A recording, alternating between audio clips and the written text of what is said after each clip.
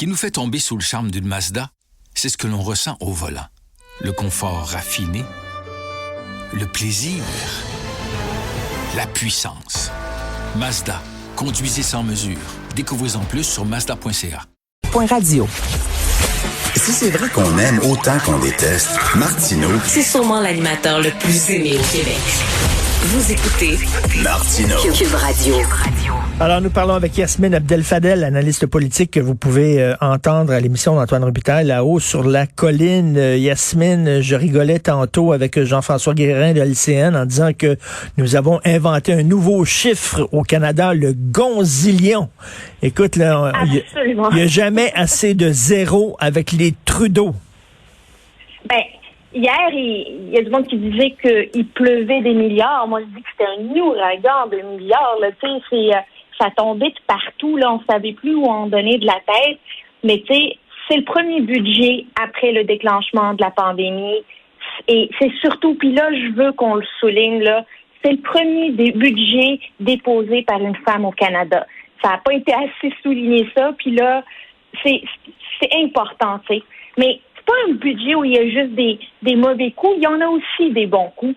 Puis l'argent, là, tu sais, pour le secteur de l'aéronautique, là, ça fait 1 an que le secteur de l'aéronautique, il appelle finalement à l'aide, là, tu sais, puis particulièrement pour le Québec, c'est une industrie qui est hyper importante. D'ailleurs, Montréal, c'est la 3e capitale de l'aéronautique après Seattle et Toulouse. On pouvait pas laisser notre industrie là, tomber comme ça alors que tous les pays sont venus en aide à leur industrie aéronautique. Enfin, une réponse. Ce qui est intéressant, c'est que c'est aussi pour les PME qui sont dans la chaîne de production et la chaîne d'approvisionnement du secteur aéronautique. Fait que, tu sais, les petites et moyennes entreprises qui sont à Montréal, qui sont un peu partout au Québec, vont pouvoir souffler un petit peu. Et j'imagine que tu es contente aussi pour le système de garderie pan-fédéral, là. Ben, le système de garderie, ça, c'est intéressant. Fait que c'est une bonne nouvelle pour le Canada, tu sais, mais certains diraient en quoi ça nous touche, nous, là, tu sais, ça fait des années que nous, on a le système de garderie. Ben, moi, j'ai hâte de savoir à combien le Québec va être compensé, à combien on va être compensé.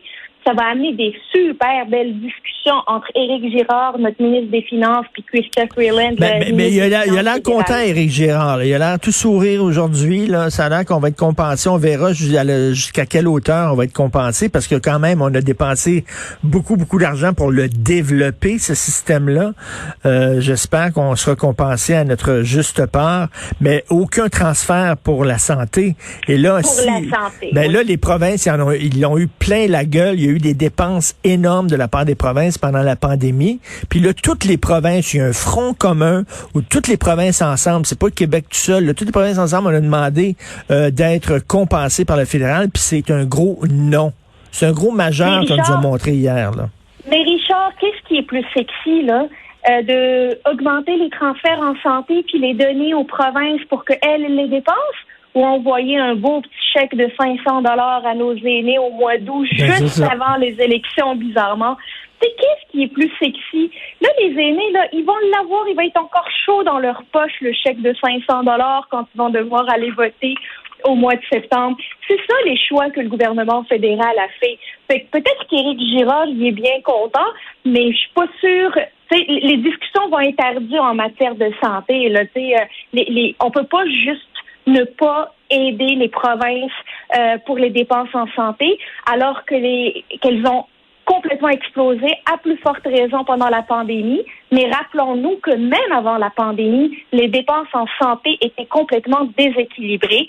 Ça, c'est un enjeu auquel les provinces vont s'attaquer. Je suis sûre qu'elles n'ont pas dit leur dernier mot. Mais c'est une claque en pleine face des provinces, en tout cas, là, qu'il y a rien là, pour le transfert en santé. Ça n'a pas de sens. Là.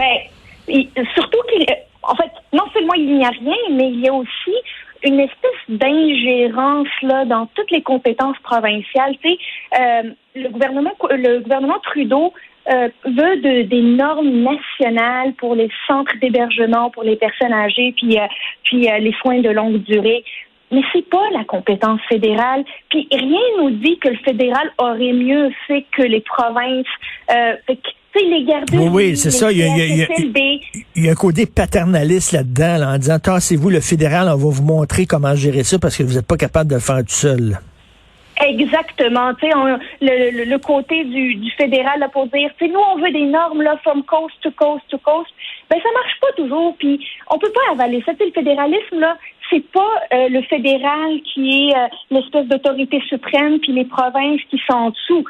On parle d'égal à égal. Vous avez vos compétences, on a nos compétences, puis parlons-nous de comment on peut servir le citoyen chacun dans sa juridiction. C'est ça, on dirait que la fédération, c'est comme un buffet pour Justin Trudeau. Là. Il prend ce qui l'intéresse là-dedans, puis ce qui l'intéresse pas, soudainement, il l'abandonne. Je veux dire, la fédération, comme tu dis, c'est égal à égal. Là, on dirait qu'on est un pays ordinaire, là, comme, tu sais, on n'a rien à dire, les provinces, puis c'est le gouvernement central qui décide pour nous.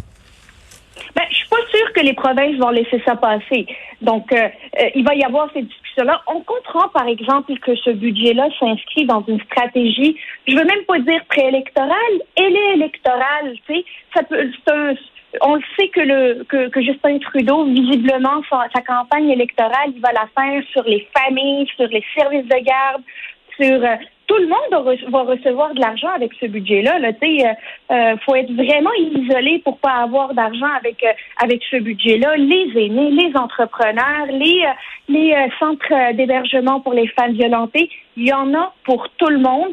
Puis c'est ça, c'est qu'il veut ratisser très large pour rejoindre le plus d'électeurs possible. Les provinces n'ayant pas la qualité d'électeurs, ben les transferts en santé, on en reparlera après. C'est à peu près ça ce qui ressort du budget fédéral. Et la semaine rapidement, tu veux nous parler d'Éric Duhaime qui a été nommé chef couronné, finalement chef du Parti conservateur du Québec.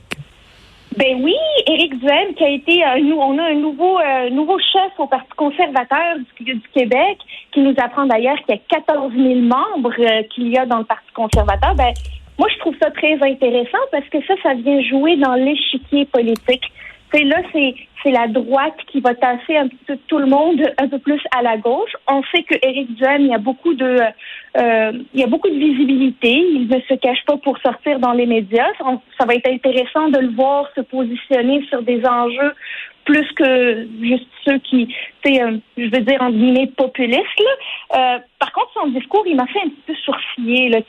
Il parlait, il s'adressait à ses membres en leur disant je vais vous faire entendre votre voix contre l'extrémisme sanitaire. Non, ça, parler aux anti-masques, aux anti-covid. Non, c'est parce que là, il va attirer tous les coucous puis il va être pogné avec eux autres, là. Il faut vraiment qu'il prenne ses distances envers les coucous, mais en disant ça, il va les attirer, là, ces radicaux-là, les gens qui banalisent la crise actuelle. Tu sais, tout le temps parler de dictature sanitaire et tout ça, ça n'a pas de sens.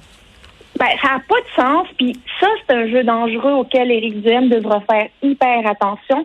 Il va falloir parler à toute la population. Il va falloir démontrer quelle est la plus-value des propositions du Parti conservateur du Québec.